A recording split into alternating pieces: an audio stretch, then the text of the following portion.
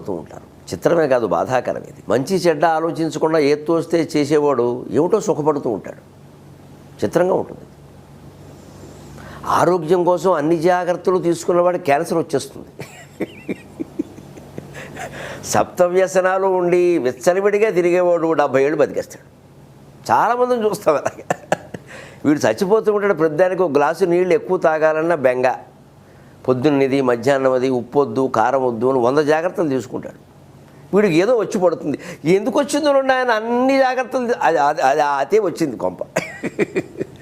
అసలు ముందు ఆరోగ్యం గురించి కాదు, దేని గురించి చేశానని జీవితంలో ఆరోగ్యం గురించో, అందం గురించో, ఐశ్వర్యం గురించో, ఉద్యోగం గురించో, వివాహ జీవితం గురించో, దేని గురించో మనం అతిగా జాగ్రత్త పడుతున్నాము అంటే అది పెద్ద వ్యాధి. దీన్ని అతి వ్యాధి అంటారు. వైద్యులు నిర్వచించగలిగే వ్యాధి కానీ మా సాహిత్యవేత్త నిర్వచిస్తారు. దీన్ని అతి వ్యాధి అంటారు. అసలు ఆరోగ్యం గురించి కూడా అతి జాగ్రత్త